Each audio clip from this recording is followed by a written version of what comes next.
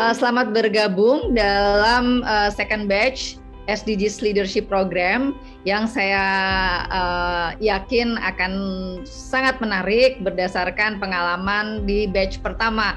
Banyak isu-isu pembangunan yang persisten, yang sulit, dan karena itu yang mau kita inginkan dari peserta adalah karya-karya yang inovatif, ya, yang menjawab spesifik isu. Oh, ada isu ini, nggak usah besar-besar, satu isu saja Bapak Ibu bisa jawab, itu sangat baik.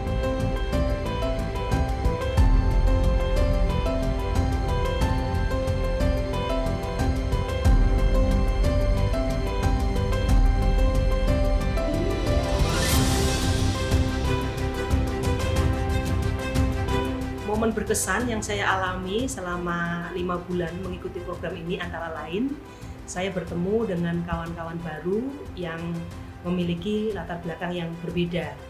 Dan dari hal tersebut, kami dapat saling berbagi pengalaman.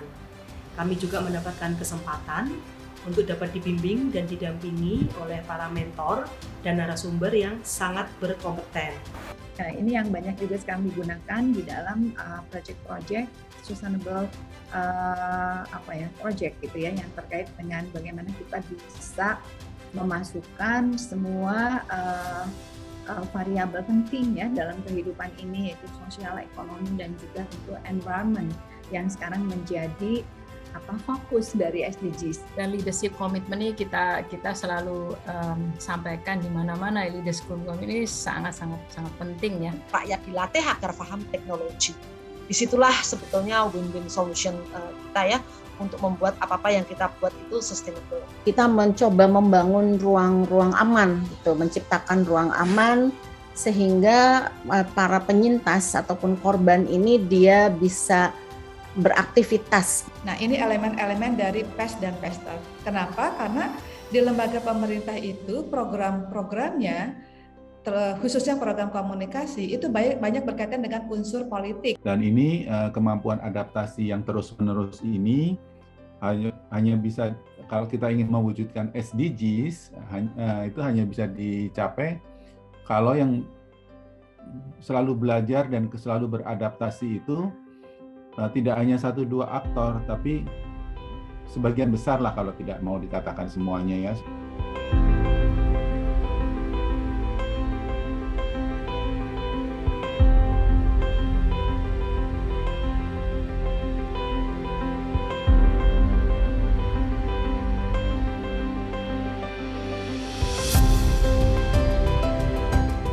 Karena ada mobilisasi masyarakat yang dibatasi, termasuk pengumpulan salah satu capstone project kita harus melibatkan partisipasi masyarakat, dan ini salah satu barrier-nya.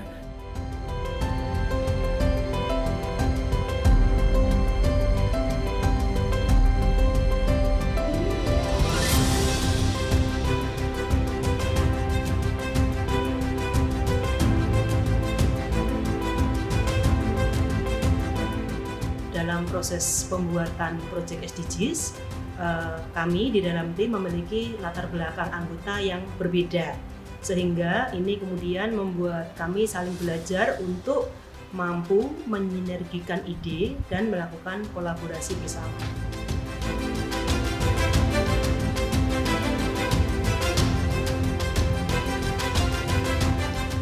Ini adalah salah satu contoh yang terjadi di Tanggamus, bagaimana gajah bisa melewati kawasan perkebunan kopi masyarakat. Dengan mengurangi beban kaum perempuan yang terdampak paling besar, yaitu kekerasan dalam rumah tangga, pernikahan di bawah umur, dan rendahnya elektrifikasi.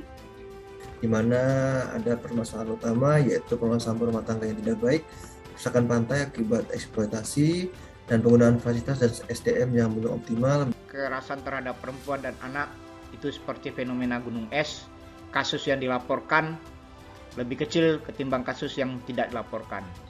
Yaitu mengembangkan program kampanye atau advokasi. Yang kedua, meningkatkan peran BPK, DPR, Pemda melalui program sinergi.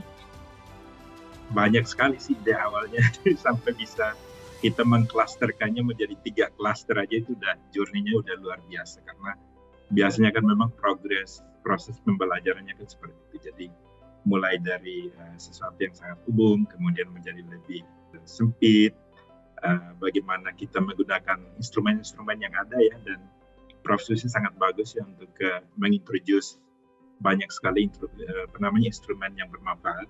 Bagaimanapun juga ide-ide yang ada hari ini itu menurut saya sih cukup relevan dan juga cukup doable sebetulnya bisa dilakukan ya, as long as perlu barangkali pengkayaan dari beberapa saran yang tadi dimasukkan dari para reviewer tentunya gitu ya. Jadi penyempurnaan kembali gitu dan juga lebih memfokuskan kembali apa yang ingin dicapai. Dan saya berharap semua karya ini bisa diimplementasikan, akan menjadi sungguh-sungguh akan menjadi jalan untuk mempercepat pencapaian SDGs Indonesia.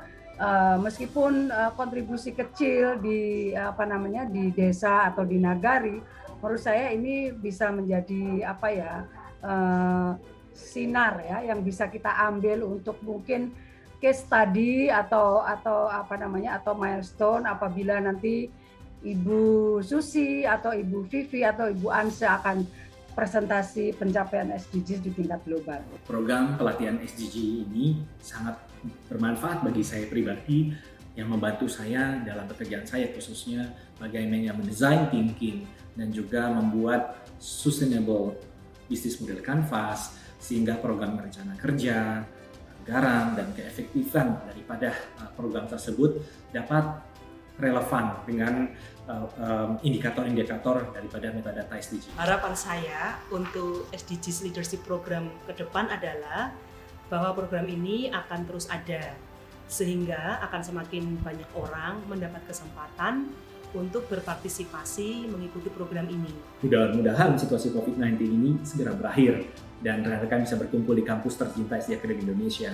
Dan karena kita sudah memasuki Decade of Action, mari kita bersama-sama ambil aksi global dalam tujuan ini dan saling berkolaborasi, inspirasi.